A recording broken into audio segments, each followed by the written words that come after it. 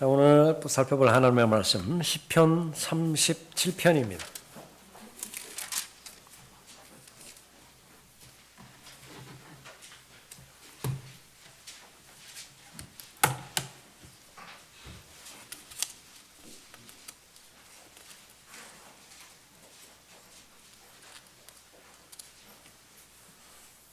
시편 37편 1절부터 8절까지 받들어 읽겠습니다.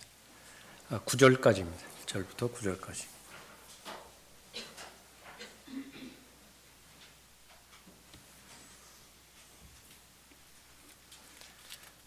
(37편) 1절입니다.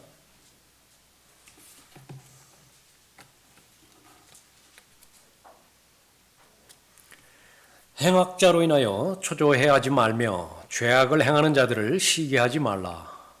이는 그들이 풀같이 곧 베어질 것이며 푸른 나물같이 말라질 것임이라. 주를 신뢰하고 선을 행하라. 그리하면 내가 땅에 거할 것이요 진실로 그가 너를 먹이시리라. 또 주를 기뻐하라. 그리하면 그가 내 마음의 소원들을 내게 주시리라. 너의 길을 주께 맡기고 또 그를 신뢰하라. 그리하면 그가 이루어 주시리라. 그가 내 의의를 빛같이 가져오시며 내 공의를 대낮같이 가져오시리라. 주 안에서 쉬고 인내하며 그를 기다리라. 자기 길에서 번성하는 사람 곧 악한 계책을 성사시키는 사람으로 인하여 초조해하지 말라. 화를 그치고 노여움을 버리라. 결코 악을 행하려고 초조해하지 말라. 행악자는 끊어질 것이나 주를 기다리는 자들은 땅을 유업으로 받으리라. 기도하겠습니다. 아버지 하나님, 변함없이 오후에도 주님을 경배드릴 수 있는 귀한 특권 다시 한번 허락해 주심을 감사드립니다. 부활의 증인으로서 한 주간 맡겨주신 위대한 하나님의 명령을 온전히 잘 수행한 성도들로 인해서 감사드립니다. 이를 지지하고 후원한 그 기도의 무릎들로 인해서 감사드립니다. 때를 얻든지 못 얻든지 말씀을 전파하는 하나님의 그 말씀을 최선으로 받들어 섬기는 믿음의 지체들입니다. 기도에 응답하여 주시고 더 많은 믿음의 지경 넓혀 주셔서 자신의 삶이 가장 효율적으로 효과적으로 주님 앞에 드려질 수 있도록 귀히 인도해 주시기를 간구드립니다. 드리는 손길들로 인해서 감사를 드립니다. 주님 앞에 드리는 이 물질은 저희들의 시간과 저희들의 노력과 또 저희들의 땀이 온전히 맺어진 결실체입니다.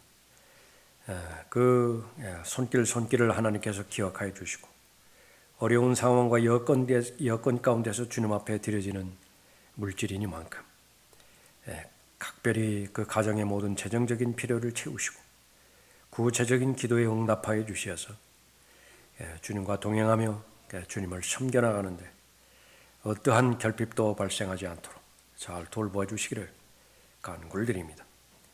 저희들 변함없이 하나님의 입에서 나오는 말씀으로 살아갈 수 있도록 저희들의 영의 인도하여 주심을 또 감사를 드립니다. 생명의 새로운 길 가운데 넣어주신 그 이래로 저희들의 변화된 마음이 살아가는 그 유일한 방법은 새로운 피조물로서 적합한 영적인 양식을 끊임없이 섭취하는 데 있습니다. 오늘도 이 시간에도 각 사람의 마음에 가장 적합한 하나님의 말씀으로 먹여주시고 또 공급해 주셔서 맡겨주신 믿음의 선한 싸움 또 영적 전쟁에서 승리하고 또 하나님께서 계획하시는 풍요로운 삶에 아름다운 열매 맺을 수 있도록 복 주시길 원합니다. 변함없이 저를 주님의 손에 닥들여오며 악의 세력이 공격하지 못하도록 보호해 주시길 원합니다. 주 예수 그리스도 이름으로 기도드렸습니다. 아멘. 자, 인생의 길에서 평안을 얻으려면 이라고는 제목으로 말씀드리겠습니다. 우리가 살아가는 길, 인생이고요. 그 인생의 길을 성공적으로 잘 마치고 살아가는 그 길은 하나님의 말씀의 전체적인 맥락에서 볼 때 하나님께서 주시는 평안, 평강, 화평 그것으로 주님과 동행하는 데 있습니다. 시편 37편 여러분의 마음을 가장 이해하고 또 여러분의 마음을 잘 헤아리는 그런 그 시편 가운데 하나입니다. 시편을 여러분 마음 가운데 자주 그렇게 두시고요.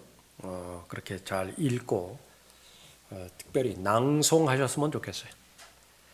내가 알아들을 수 있는 그 소리로 그렇게 읊었으면 좋겠습니다. 그 시간을 많이 확보했으면 좋을 것입니다. 사람의 마음이 우선적으로 은혜로 가득 채워져야 되는데 바로 진리의 말씀, 특별히 예언의 말씀에 해당되어지는 부분들은 이제 기초에 건물로 치면은 기초와 그 굵은 기둥에 해당되어지는 부분일 것이고요. 흔들리는 것을 방지하는 것입니다. 높이 올라가기 위해서 그 잠재력을 세우는 그 부분이라고 한다고 한다면 은혜의 말씀은 매일매일 살아가는 데 있어서 바로 밥에 해당되어지는 음식이라 그렇게 볼 수 있습니다. 사람은 결국 마음으로 살아가는 그 존재이니만큼 하나님께 주시는 그렇게 올바른 감정들이 있습니다. 그 감정들에는 슬픔의 감정과 분노의 감정도 포함이 됩니다. 그것이 하나님의 인도하심과 보호하심 가운데서 잘 관리가 되고 그 안에 머무를 때 그것은 바로 하나님께서 허락해 주시는 풍요로운 삶을 잘 사는 것입니다. 눈물이 없는 삶은 아주 냉담한 삶으로 살 수밖에 없습니다. 사람은 눈물이 있어야 돼요. 슬픔과 한탄이 있어야 되고요. 그렇게 모두가 다 잘 되기를 바라는 것인데 그렇게 잘 안 돼요. 그것이 그 사람의 역량 부족이든지 더 나아가서 적극적으로 하나님 앞에 불순종하는 결과이든지 관계없이 잘 안 되는 것에 대해서 마음 아파하고 또 안타까워 그렇게 해야 되는 것이죠. 바울의 생애를 가장 많이 공격했던 것은 동족이었습니다. 그런데 그 동족을 향해서 예수님과 같은 마음을 품은 것이 하나님의 영으로 충만한 삶을 살았던 모든 하나님의 동일한 마음이었습니다. 스테판이 그랬고요. 그들의 죄를 용서해달라고 아버지 하나님 앞에 탄원했던 것이죠. 예수 그리스도를 잘 따랐던 바울의 마음도 역시 마찬가지였습니다. 동족의 구원을 위해서 자신이 어떠한 희생을 치른다 하더라도 그것을 감내할 준비가 되었었던 것입니다. 하나님의 경륜으로 보면 이미 유대인의 경륜을 떠났습니다.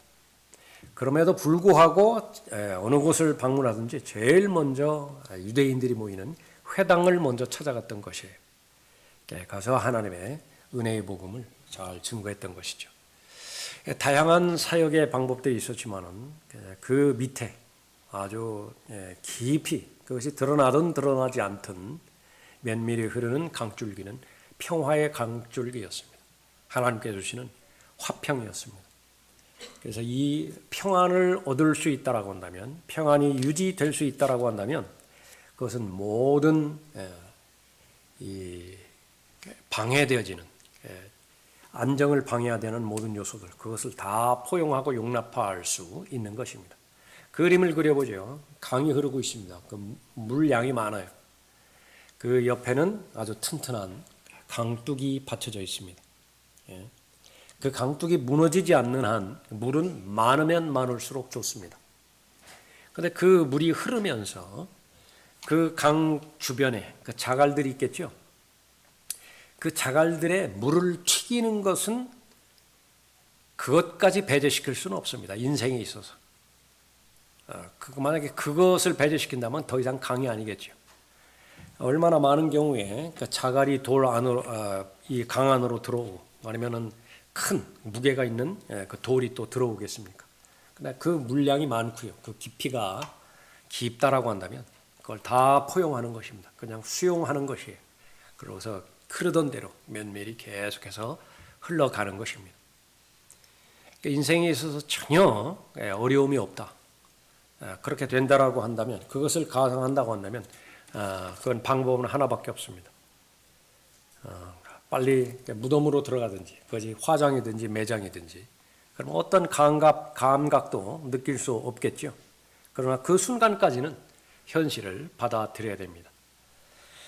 그래서 그 은혜의 말씀을 특별히 이 마음의 호소를 많이 하고 있는 것인데 그 시편 상당히 많은 부분 삶을 경험하는 그 경험을 토대로 해서 하나님과의 관계를 기록으로 남긴 글이지요.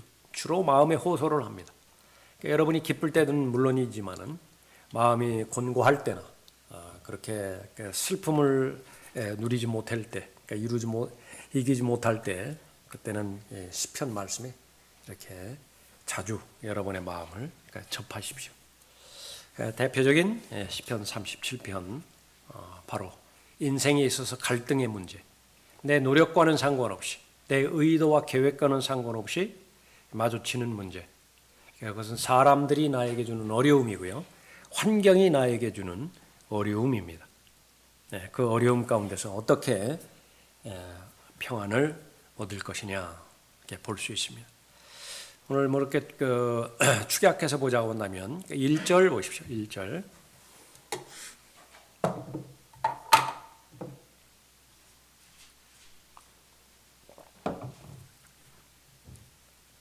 행악자로 인하여 초조해하지 말며 죄악을 행하는 자들을 시기하지 말라. 여기서 초조해하지 말라라고 하는 말이 나오죠.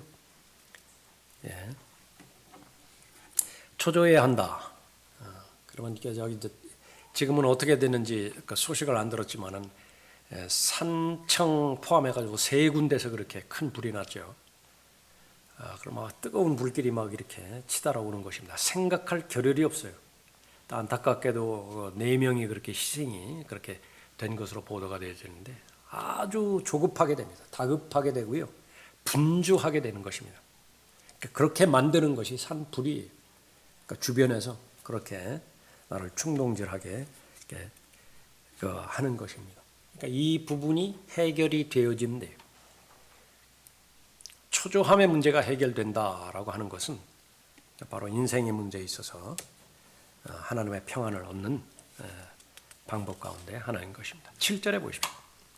주 안에서 쉬고 인내하며 그를 기다리라. 자기 길에서 번성하는 사람, 곧 악한 계책을 성사시키는 사람으로 인하여 초조해하지 말라. 여기도 초조해하지 말라는 말이 있죠. 결국은 내 마음에 공격이 들어왔을 때 내가 그걸 방어하지 못하는 것을 말하는 것인데 거듭해서 초조해하지 말라. 흔들리지 말라. 견고하라. 영향을 받지 말라. 그것을 말하는 것입니다. 또 8절에 보면 화를 그치고 노여움을 버리라. 결코 악을 행하려고 초조해하지 말라. 이 초조함을 계속 해결하지 못하면 나중에는 어떻게 되느냐 그러면요. 똑같이 돼버려요. 처음에는 갈등의 요소였지만 나중에 가서는 적극적으로 그 사람처럼 되지 못한 자신이 못나 보인다고요. 라우디케아 에베소 교회 처음에 얼마만큼 시작을 잘했습니까? 본인에 대해서 잘 방어하지 못하고 그것을 잘 극복하지 못했을 때에 처음에는 이 악의 공격으로부터 자신을 보호하기 위해서 방어책을 간구를 했는데 잃어버리지 말아야 될 것을 잃어버렸습니다. 그것은 첫사랑을 잃어버렸어요. 첫사랑을 잃어버린 상태에서 행하는 모든 것들, 그것은 하나님 보시기에 다 괴물입니다. 세상 사람들도 말하죠. 괴물 잡으려다가 자기가 괴물이 되어져 버린다고요. 수없이 많아요. 그런 경우에 올바로 하나님을 위해서 하나님의 뜻을 지키기 위해서 그렇게 처음에 잘 시작을 했는데 나중에 하다 보니까 자신의 마음을 지키지 못해 버린 것입니다. 똑같아져 버렸다. 절대로 그렇게 돼서는 안 되는 부분입니다. 자, 다윗의 시라 그랬죠. 이 다윗이 이렇게 여건으로 볼 때, 문맥적으로 볼 때 시간이 많이 지난 다음에 노년에 그렇게 기록한 그 시편으로 볼 수 있습니다. 25절에 보면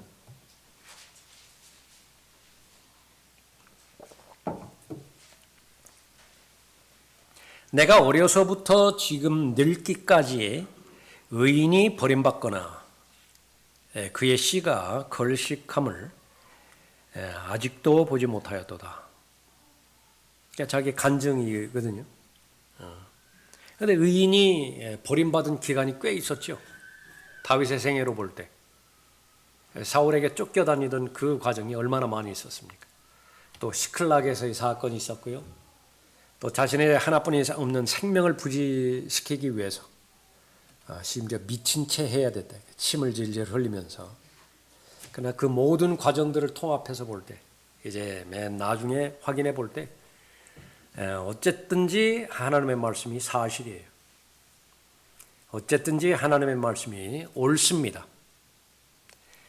어쨌든지 하나님의 말씀이 가장 안전해요. 그런데 그 결론을 내리기까지 조급해하고 초조해하면요, 이게 들리지가 않는 거예요. 눈에 보여지지가 않습니다. 그러니 하나님의 뜻대로 하는 선택을 할 수도 없을 것이고 또 결정을 그렇게 할 수도 없을 것입니다. 인간 사회에서도요, 사람의 일을 많이 방해하는 것이 조급해하고 초조해하는 것인데, 좋은 말로 하면 바쁜 거예요. 그래서 이 바쁜 것이 하나님께서 세우신 우선순위에 있어서 하나님의 사람이 하나님의 일을 많이 행할 수 있다. 아까 말했던 대로 큰 견고한 강둑이 있는 데서 흘러가는 물이 많다. 그 물의 수량이. 그러면 얼마나 좋아요. 얼마나 그 물을 가지고 다양하게 그렇게 쓸 수 있습니까? 근데 문제는 이제 너무 바빠가지고 강둑이 새거나 무너져 버린 경우에, 그러면 그 바쁘다라고 하는 것이 이제 악으로 작용을 합니다. 악한 거예요. 사람들이 이제 그 심리학자들이나 이런 사람들 실험을 좋아하니까, 뭐 그래야 이제 자신들이 뭐 직업을 유지하니까 다양한 시험을 했는데, A 동 건물에서 B 동 건물로 이렇게 옮겨가는 그런 이동해야 되는 그 과제를 내줍니다. 그런데 반드시 통과해야 되는 길들을 만들어요. 그러니까 디귿자이든지 뭐 S자이든지 이렇게 만들면 그 길 하나밖에 없습니다. 그 중간에 또 그렇게 실험의 도구로서 이렇게 발작을 일으키는 사람이 하나 등장을 합니다. 그래서 이제 여러 가지 다수의 사람들을 통해서 실험을 하게 되는 거예요. 그 세 종류의 사람이 있습니다. 한 사람은 가던 길을 멈추고 정말로 도와주려고 하고, 또 구급대원 그렇게 조치를 취하고, 그 다음에 이제 자신이 가는 길 가고요. 그 다음에는 그냥 스쳐 지나가지는 못하고 그렇게 멈추는데 거기서 멈칫멈칫거리다가 뭐 이제 얼굴은 불편한 얼굴로 그냥 가는 사람이 있고요. 또 한 경우에는 이제 그냥 지나칩니다. 그런데 그런 특정한 사람이 따로따로 있는 것이 아니에요. 우리 오전 성경 공부 때 씨 뿌리는 자의 비유 이렇게 봤었죠. 네 종류의 사람이 있는데, 그 돌짝밭에 그렇게 뿌려진 그 마음만을 가지고 있는 사람, 그런 마음은 없어요. 또 좋은 땅에 뿌려진 마음, 그런 마음을 가진 사람도 없습니다. 그래서 일반적으로 우리가 상황에 처한 것은 네 가지의 종류의 마음이 다 있는 거예요. 우리 마음 가운데. 그래서 우리는 추구하는 것은, 목표로 하는 것은 그 좋은 땅에 심겨진 그런 그 씨가 되어지는 그런 마음을 바라는 것이죠. 그래서 거기서 내린 결론입니다. 한 사람에게는 20분 안에 그 건물로 가라고 이렇게 준 거예요. 그 사람은 여유가 있으니까 뭐 구급대원을 부르든지 아니면 자기가 이렇게 관심 있게 말을 걸든지 한 것이. 한 사람은 5분을 주었습니다. 그러니까 급하고요. 또 거기 건물에 도착해서 해야 될 과제가 있으니까. 마지막 한 사람은 1분을 줬어요. 그래 그렇게 해서 얻은 결론이, 그 심리학자가 얻은 결론이, 이런 상황 가운데서 사람이 바쁜 것은 악을 초래할 수 있다. 얼마든지. 사람이 중요한 것인데 그 중요한 사람을 보고 그냥 지나쳐가 버리는 거예요. 우리에게 그 부분을 전체적으로 적용할 수는 없지만은 그러나 부분적으로 우리가 받아들일 부분, 본문 말씀에 의해서 사람이 초조해지는 것, 그것은 결코 하나님의 뜻이 아니에요.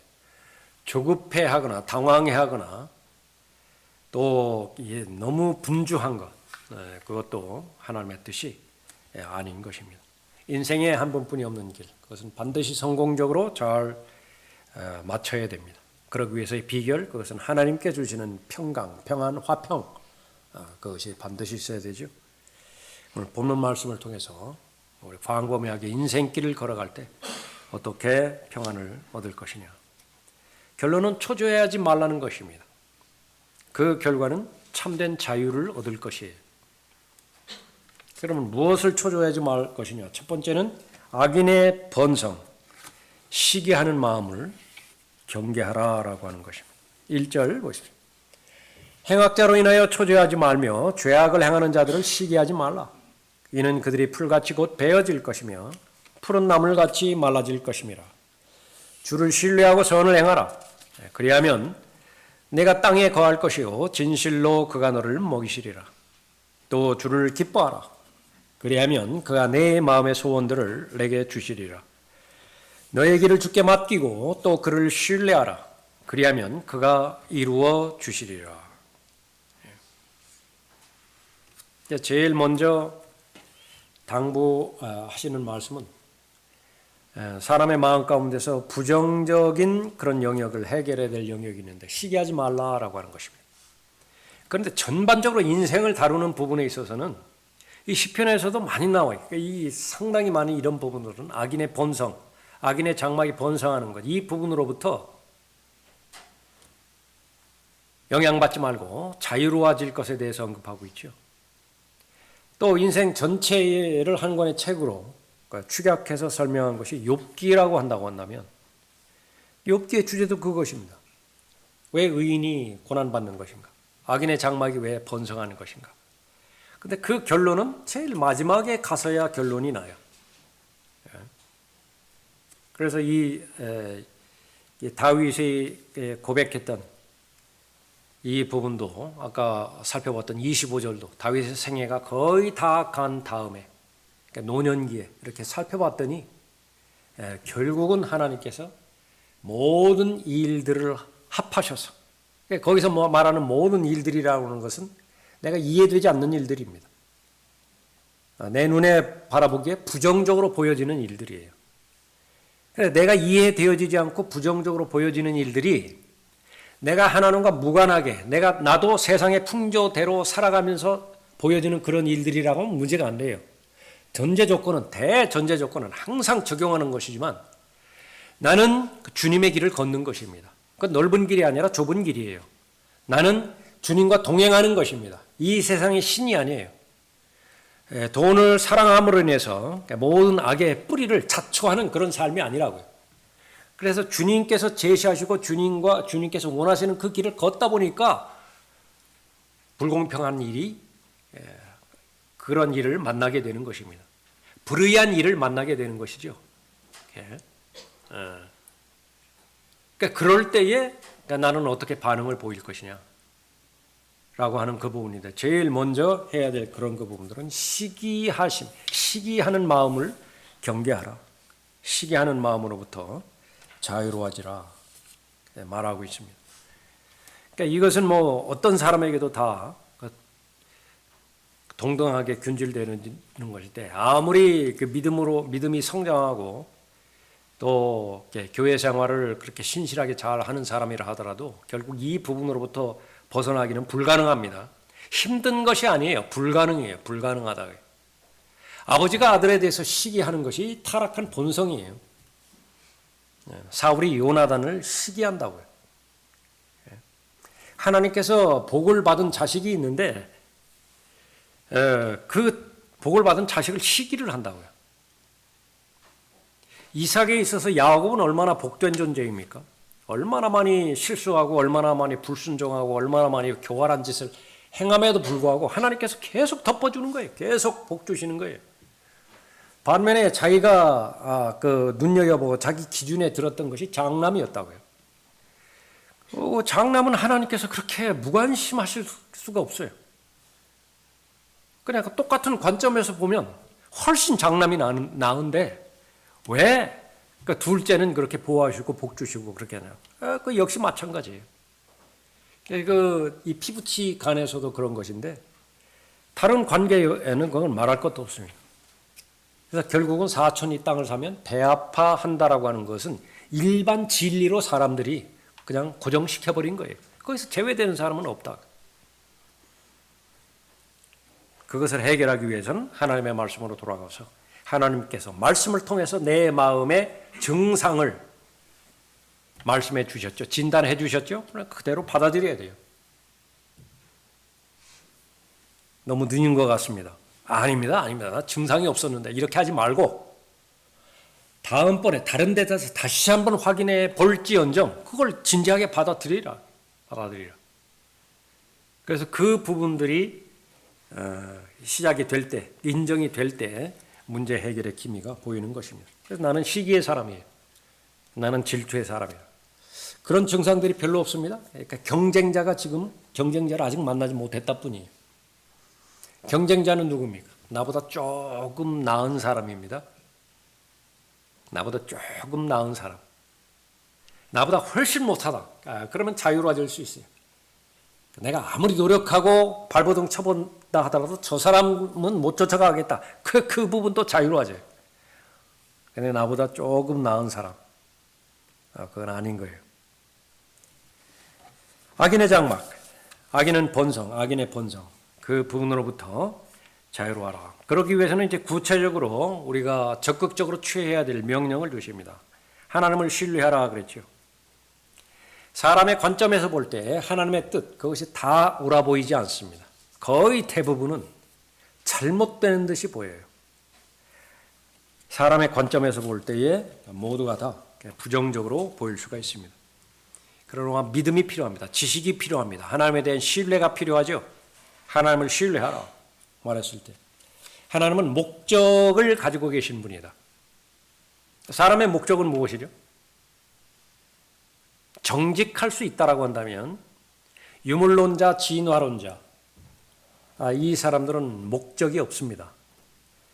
자신이 유물론을 믿고 또 진화론을 믿는다라고 하는데 거기에 무슨 사치스럽게 철학의 영역을 도입해서 인간은 이러한 목적적인 존재다. 그러면 그 사기꾼이 그 위선자입니다. 그것도 너무나 큰 위선자예요. 결국은 우연히 존재하다가 바로 생존만을 위해서 존재하는 것이 인생인데 그러고서 끝나잖아요. 그럼 아무것도 남는 것이 없어요. 끝나면 아무것도 남는 것이 없다. 거기에 무슨 의미를 부여하겠느냐. 아무런 목적이 없어요. 이것은 목적이 있습니다. 존재하기 전에 목적이 있어요. 이거는 목적이 있습니다. 만들어지기 전에 목적이 있어요. 그 목적을 가지고 실현하는 것입니다. 존재와 실존, 사람은 다르다고요. 사람이 존재하는데 거기에 스스로가 의미를 부여를 해요. 그러니까 철학이 완전히 조금만 깊이 들어가면 완전히 거짓말쟁이입니다. 자기 합리화하는데 명수이고 그래요. 그러나 하나님께서는 목적이 있습니다.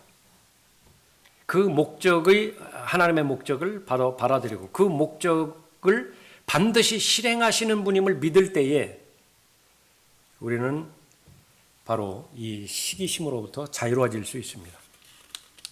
그리고 그 결과는 반드시 좋은 거예요. 무슨 일이 일어나든지 하나님 보시기에 그것은 가장 좋은 일입니다. 그러니까 그것을 신뢰하는 것이죠. 하나님을 이해하기 어려울 때는 한두 번이겠습니까? 왜 하나님께서 이렇게 결정하실까? 왜 하나님께서는 이렇게 더디실까? 그런데 그때도 역시 마찬가지로 하나님의 말씀으로 돌아가서 하나님을 신뢰하고 하나님을 신뢰하는 사람은 손 놓고 있는 사람은 아닙니다. 그 다음에 말씀하신 것처럼 선을 행하는 사람이에요. 왜 자기가 토했던 음식으로 다시 돌아가서 다시 주워 먹어요?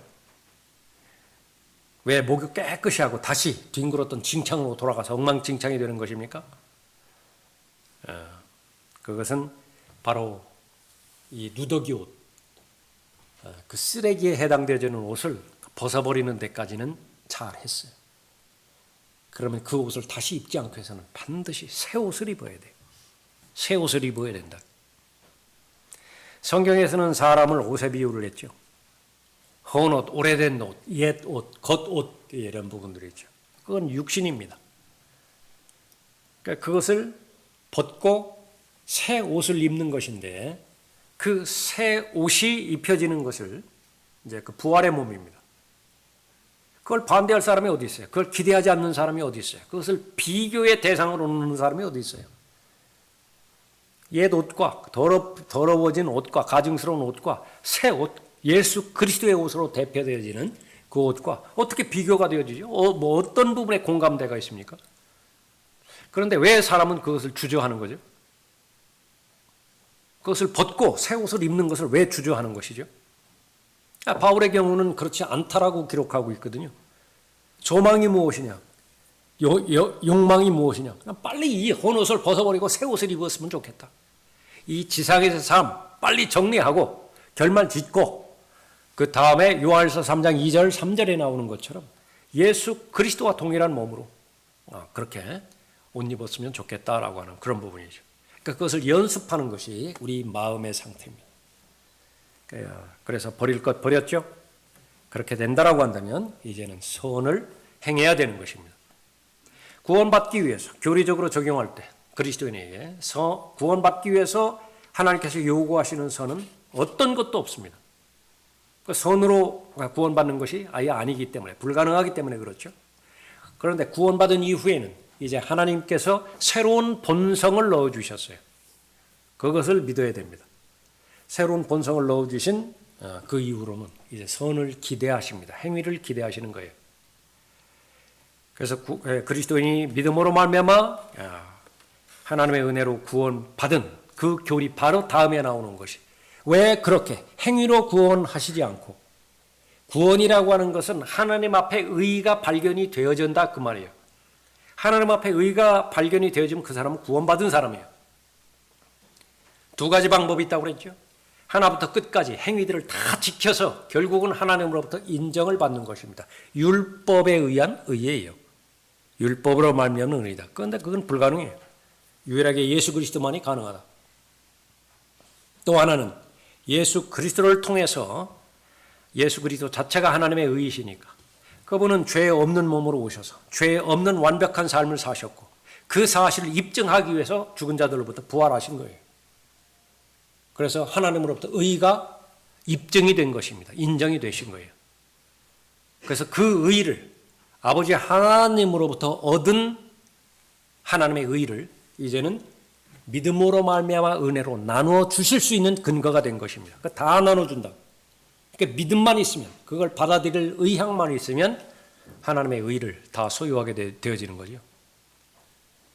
그러니까 그렇게 해서 그 하나님의 의를 소유한 사람은 예수 그리스도의 본성이 자신 안에 있기 때문에 선을 행할 수 있는 능력이 있는 것입니다. 그래서 구원받은 하나님의 자녀는 선을 행할 목적으로 선한 일들을 행할 목적으로 구원해 주셨어요. 그 선한 일은 하나님의 일을 말합니다. 또 똑같은 맥락에서 하나님께서 왜 영감으로 하나님의 말씀을 주셨는가? 그것이 디모데후서 3장 16절의 말씀이죠. 그 목적은 그 다음 절 17절에 있는 것인데 모든 선한 일에 철저히 구비하게 할 목적으로 주셨어요. 거기서 말하는 선한 일 역시 마찬가지로 하나님의 일들이에요. 하나님의 일은 어디서부터 시작되는 것입니까? 의인은 믿음으로 말미암아 살리라라고 말씀하셨는데 그 믿음의 시작 그것은 주님의 존재하심을 인정하는 것으로부터 시작되죠. 존재 자체라고요. 존재 자체. 존재 자체. 제가 질문을 받았는데 손녀가 귀엽네요. 여보, 귀엽다고. 얼마만큼 귀엽냐고. 아들보다도 더 귀엽다고. 가끔 맡겨놓을 때가 있습니다. 맡겨놓을 때 그 할머니는 막 이제 말 대꾸를 잘 해주니까 뭐 하는데 할아버지하고 있으면 조용해요. 할아버지가 별 말이 없으니까. 근데 이렇게 하고 있으면 가끔 가다가 머리를 이렇게 뒤봤습니다. 제 머리를. 그리고 한번 뒤봤는데 쑥 이렇게 밀어요. 머리를 닿고 한번 이렇게 밀어요. 그럼 제가 이제 밀리죠, 이렇게. 별것 아니지만은 그 아이에게 어떤 위험이 있다든지 어떤 손해가 그렇게 입힐 그런 상황이 된다고 한다면 그거는 주저할 일이 아니에요. 그 부분에 대해서는 그 상태의 마음이 그 부분인데 그것을 무한 확장한 것이 하나님 아버지의 마음입니다. 사람은 배반할 수 있어요. 자식을 팔 수 있어요. 자식과 원수가 될 수도 있습니다. 왜 안 그렇게 했습니까? 하나님께서 사람이 악하다고 그랬잖아요. 그러나 악하다고 해도 좋은 것을 줄 줄 안다라고 이렇게 말씀을 하셨는데 하나님의 그 마음은 좋게 되기를 바라는 겁니다. 다 잘 되기를 바라는 것입니다. 그러기 위해서는 반드시 버려야 될 것을 버리고 또 취해야 될 것을 취하는 것이죠. 그것을 하나님을 믿게 하기 위해서 위로를 주십니다. 그리하면 내가 땅에 거할 것이요 진실로 그가 너를 먹이시리라. 두 가지 하라고 말씀하시는 거거든요. 하나는 시기에 대해서 경계하라. 그거 조심해야 된다. 하나님의 복을 받지 못하는 그 이유가 사람 안에 마음 안에 잔재하고 그것이 작동하고 있는 시기와 질투, 특별히 하나님과 무관한 사람들, 믿지 않는 사람들 포함해서 하나님을 믿는다 하더라도 적당히 믿는 사람들 있죠. 계산해 가면서 믿는 사람들 있잖아요.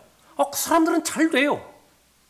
그런데 정말로 순진하게 헌신하고 정말 미련맞게 모든 모임들 다 참여하고 정말 어리석게 목사가 시킨다고 해서 다 하고 그러니까 그런 그 부분에 대해서는 잘 안 되는 것 같다고요.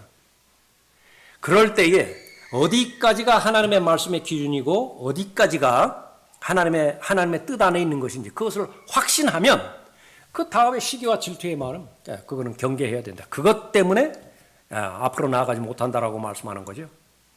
그러니까 그것을 이제 반복하지 않기 위해서는 바로 하나님을 신뢰해야 되는데 신뢰하는 구체적인 영역이 있어요. 각 사람마다 믿음의 분량이 다 다르고 삶의 환경, 삶의 수준들이 다 다르기 때문에 그 가운데서 행할 수 있는 영역들이 있습니다. 그 가운데서 선을 행하는 영역들이 있죠. 그러면 믿으라고요. 무엇을 믿는 것이냐? 땅에 거할 것이요. 내가 땅에 거할 것이요. 진실로 그가 너를 먹이시리라. 그렇게 말씀하고 있죠. 거기에 그 마지막 절도 보십시오. 9절에 행악자는 끊어질 것이나 주를 기다리는 자들은 땅을 유업으로 받으리라. 우리에게는 하나님의 나라가 대상이 되고요. 하나님의 나라. 또 예수 그리스도께서 재림하시면 지상에 세워질 땅 위에 세워질 왕국도 해당이 되어지죠. 이거 다 주시는 약속의 말씀입니다. 그러나 전제 조건이 있어요. 그때까지 달려갈 길을 잘 마칠 때까지 하나님의 평강과 보조를 맞춰야 됩니다. 그것이 우리에게 자원이 되어야 돼요. 재산이 되어야 됩니다. 그래야 계속 나눠줄 수 있습니다. 하나님부터 사랑을 받아야 사랑을 나눌 수 있고 하나님으로부터 인내와 오래 참음이라고 하는 자원을 받아야 그 사람에 대해서 관용을 베풀 수 있다고요. 그러니까 오전에도 얘기했는데요. 생짜배기가 되면 안 돼요.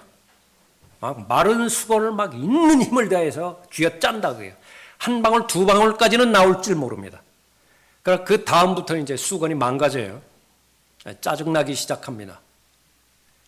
그 사실은 하나님의 약속의 말씀. 그것은 하나님께서 이 지상에 사는 동안에 필요한 모든 부분들 그거 다 채워주실 것이고요. 사람이 많이 갖는 것이 다 좋은 것 아닙니다.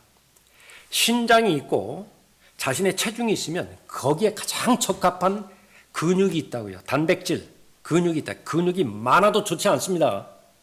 많아도 좋지 않아요. 그 체중 관리할 때 뭐 지방만 그렇게 빼면 좋은 것 같이 하지만 근육도 빼야 돼요. 과체중이고 그런 뭐 다 좋은 거 아니라고 말이에요. 그리고 부족하면 안 되는 것은 더 말할 것도 없다고요. 반드시 채워져야 된다. 그 부분은 물론이려니와 다가오는 세상에서 하나님께서 반드시 그 부분을 채워주신다라고 하는 그런 그 부분입니다. 3절 다시 보십시오. 주를 신뢰하고 선을 행하라. 그리하면 내가 땅에 거할 것이요 진실로 그가 너를 먹이시리라. 또 주를 기뻐하라. 그리하면 그가 내 마음의 소원들을 내게 주시리라. 너의 길을 주께 맡기고 또 그를 신뢰하라. 그리하면 그가 이루어 주시리라. 그가 내 의를 빛같이 가져오시며 내 공의를 대낮같이 가져오시리라. 말씀하고 있습니다. 결국은 자신의 마음을 하나님의 평강으로 잘 지키는 것이 바로 하나님의 자녀들에게 관건인데, 여러분의 스트레스 해소법을 성경에서 제시하는 원리와 성경에서 제시하는 법칙을 제일 우선적으로 놓으세요. 그리고 세상에서 얻은 지식을 참조 지식으로 여러분에게 그렇게 적용하십시오. 그러면 좋습니다. 순서 거꾸로 하지 마세요. 순서 거꾸로 하지 마십시오. 하나님으로부터 직접적 오는 기쁨과 평강, 그러니까 그것이 우선적으로 내 마음에 터치된 다음에, 그 다음에 내가 구체적으로 알아봐야 되는 것입니다. 아무것도 염려하지 말고 다만 모든 일에 기도와 간구로 너희의 구하는 것들을 감사함으로 하나님께 알려지게 하라. 가장 쉬운 것 같지만 가장 어려운 일이에요. 왜 그렇죠? 어려움 당할 때 즉각적으로 기도하는 사람. 우선 나 자신을 한번 되돌이켜 보세요. 정말 스트레스 받고 갈등에 갈등을 연속하고, 그래서 지금 같으면은 어떤 계기만 되어지면 한마디 해주고 싶고, 그게 다 그 안에서 형성되어지는 그 시과 질투의 그런 근간인데, 그때 기도할 수 있을까요? 네, 해야 됩니다. 그럴 때 기도하라는 거예요. 그럴 때 마음이 심란하고 마음의 갈등을 초래하고, 그렇게 했을 때 하나님, 제가 이 말을 하려고 하는 것인데 그것까지도 그냥 내가 들을 수 있는 말로 다 알려드리게 하시라. 지금 이 말을 하고 싶습니다. 그 속으로만 생각하지 말고 그 말을 직접적으로 음성으로 해서 내가 들을 수 있게 하라. 하나님도 들려지게 하라. 그리고 한번 기대해보라. 하나님 말씀대로 되던가. 경험입니다. 그 경험을 계속 쌓아가는 거예요. 아무것도 염려하지 말고 다만 모든 일에 기도와 간구로 너희의 구하는 것들을 감사함으로 하나님께 알려지게 하라. 그리하면 모든 지각을 초월하시는 하나님의 평강이 그리스도 예수 안에서 너희 마음과 생각을 지키시리라 그랬죠. 아직 아닙니다. 아직 아니에요. 완성이 되려면 다음 절이 완성을 해주는 거예요. 다음 절이. 8절이 완성을 해줍니다. 마음을 지키는 데 있어서. 8절의 내용은 뭐죠? 반드시 생각해야 될 것을 생각하라. 지금까지 처음 잘했습니다. 중간까지 잘 왔어요. 이제 마무리만 지으면 돼요. 마무리에 해당되는 것을 반드시 생각해야 될 것을 생각하라. 8절의 내용이 그거죠. 끝으로 형제들아, 제일 마지막이 뭐예요? 이런 것들을 생각하라. 그리고 그것을 반복적으로 계속 행하라고 말씀하십니다. 본 것, 들은 것, 배운 것, 그것을 계속 행하라. 무엇을 봤죠? 무엇을 배웠죠? 무엇을 행해야 되는 것이에요? 어떻게 성령 하나님의 인도하심 가운데서 자신의 마음을 잘 지킬 것인가? 평안을 얻으려면 초조해하지 않으면 됩니다. 왜냐하면 참된 자유의 능력이요, 바로 그 사람에게 평안을 주기 때문에 그런 거죠. 두 번째는 제일 힘든 것 가운데 하나입니다. 이것도 어려운 것인데, 말은 쉬운데 삶은 어려운 거예요. 그것은 바로 주 안에서 쉬는 겁니다. 7절 보십시오. 주 안에서 쉬고 인내하며 그를 기다리라. 자기 길에서 번성하는 사람, 곧 악한 계책을 성사시키는 사람을 인하여 초제하지 말라. 잘 쉬려고 했어요. 지금 쉬었으면 좋겠다. 근데 그 친구가 계속 공부한다네요. 내가 이러면 안 되지. 다시 공부하는 거예요. 직장에서요, 승진을 놓고서 지금 다툼의 불이 있는데, 자기의 그 경쟁 상대가 계속 일한다. 나는 쉴 수가 없어요. 거기에만 있는 것이냐? 교회 안에도 있다. 거기에만 있는 것이냐? 가정 안에도 있다. 거기에만 있는 것이냐? 내 안에도 있어요. 그래서 배우는 것 가운데 하나가 쉼을 배워야 됩니다. 안식을 배워야 돼요. 느슨하게 풀어주는 법을 배워야 되는 것인데, 그것이 바로 예수 그리스도를 올바로 잘 배우는 것입니다. 그래서 초신자 단계를 거쳐서, 초신자 때는 혼자 생활 못해요. 그건 불가능합니다. 누군가가 젖병을 물어줘야 돼요. 누군가가 기저귀 갈아줘야 된다고요. 그래서 처음에 구원받은 그 즉시에 고립되어 버렸다. 그럼 거의 불가능해요. 생활할 수 있는 것이 거의 없어요. 그런데 시간이 계속 지나가죠. 믿음의 경륜이 쌓이죠. 그러면 무엇을 배워야 되냐면 반드시 홀로 생활하는 법을 배워야 됩니다. 혼자 사는 법을 배워야 돼요. 그럼 홀로 사는 것을 배운다는 것은 무엇이냐면 하나님의 은혜와 동행하고 하나님의 은혜에 입각해서 말씀의 사람이 되어지고 기도의 사람이 된다. 그러면 그 사람은 절대로 외롭지 않습니다. 그 사람은 절대로 낙담하지 않습니다.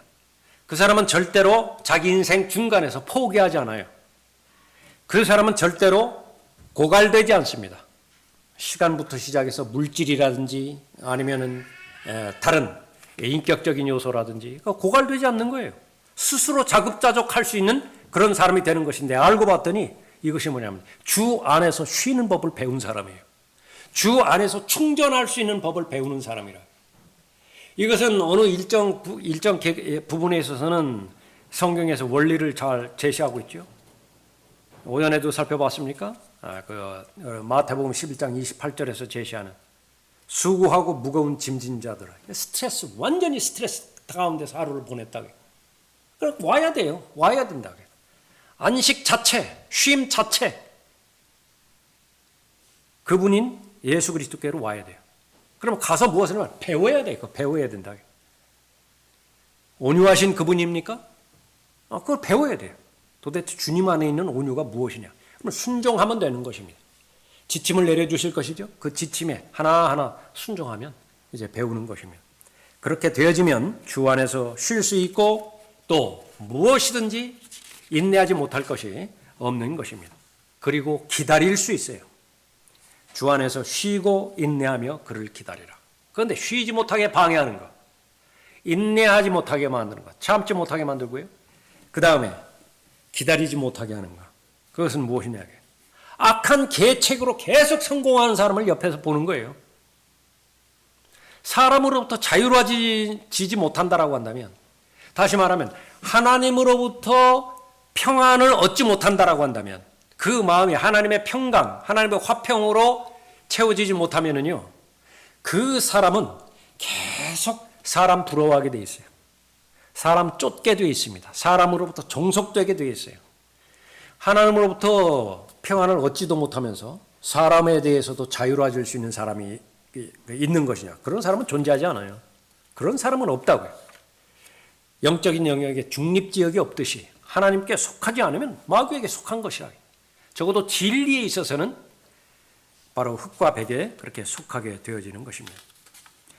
평안을 얻어야 됩니다. 얻어도 되고 못 얻어도 할 수 없고, 그러니까 그런 것이 아니라 성공적인 삶을 살아가느냐 그렇지 않는 것이냐. 마지막에 고백할 때 내 인생 전체를 되돌아볼 때 주님의 인도하심이었고 주님의 은혜였고 나는 이해할 수 없는 하나님의 자비하신 가운데서 내 인생은 여기까지 왔다. 그러니까 마지막에 이제 작별해야 될 거 아니겠어요? 주님 오시는 것이 좀 늦어진다라고 한다면 모두가 다 그렇게 되라는 거예요. 먼저 간 성도의 교훈을 주는 것입니다. 하나만 하면 된다. 초조해하지 말라. 그 말은 똑같은 말로 주님 안에서 주는 하나님께 주시는 참된 자유를 누리라. 물질로부터 자유롭고 사람들의 영향력으로부터 자유롭고 세상의 풍조로부터 자유로워라. 그럼 아무것도 가지고 있지 않으면서 그렇게 자유로울 수 있는 것이냐? 그런 건 없고 그것과 비교할 수 없는 보물을 내가 품고 있어야죠. 내가 가지고 있어야죠. 소유하고 있어야 되는 것입니다. 그것은 무엇이냐? 마지막으로 구체적으로 하나 더 보면 바로 분노를 정복하라. 초조하게 만들었을 때에 그 결과는 바로 화를 내게 만드는 것이거든요. 8절 보십시오.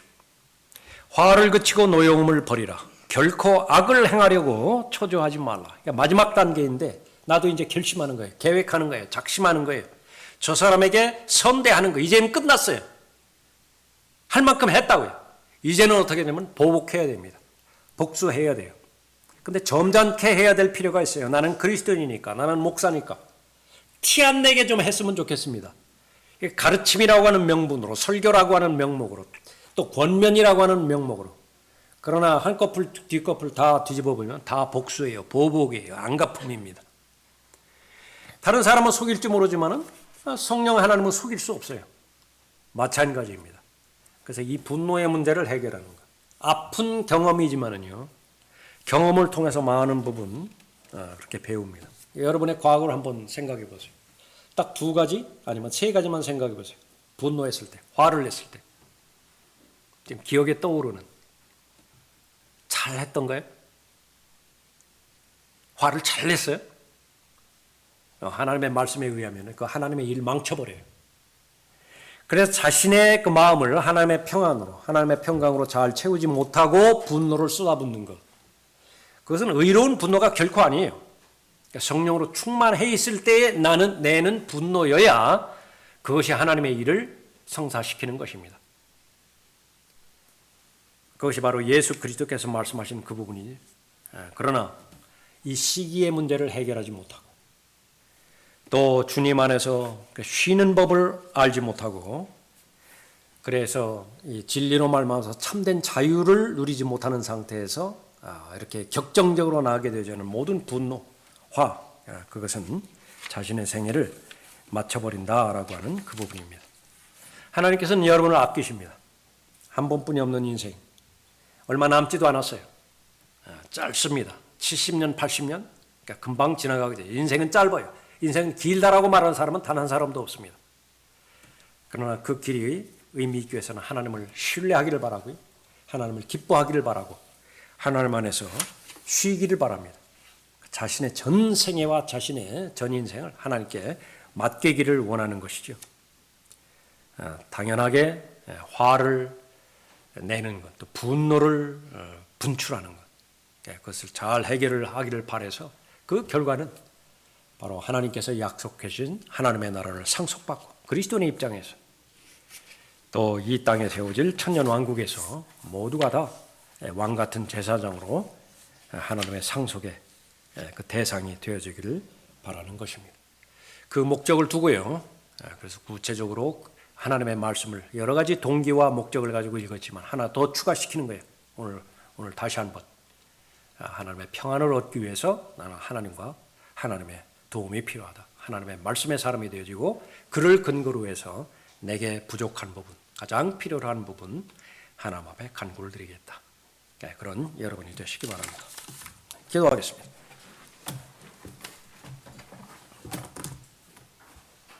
아버지 하나님, 하나님을 사랑하고 하나님을 두려워하는 하나님의 자녀들에게 있어서 주님께서 주신 많은 것들이 있지만 그 가운데서 무엇보다도 자신의 고유의 마음을 지켜야만 합니다. 그 마음은 믿음이 형성되어지는 것이며 하나님을 사랑하는 한 복판이고 또 진리를 실행하고 진리를 수호하는 근거지가 되어지기 때문에 그렇습니다. 마귀에게 틈을 내어주지 말아야 됩니다. 마음의 어떠한 작은 영역이라 하더라도 결코 포도밭에 작은 여우가 들어오는 그렇게 휘젓고 돌아다니는 일들이 없도록 철저히 보호해야 됩니다. 한 사람 한 사람 주님께서 지혜를 주시고 영적으로 친히 가르쳐 주시고 잘 보호해 주셔서 어떤 상황과 여건에 있었든지 하나님께 주시는 평안으로 그 마음이 잘 채워질 수 있도록 인도해 주시길 간구를 드립니다. 세상은 계속 바쁘게 만들고 초조하게 만들고 또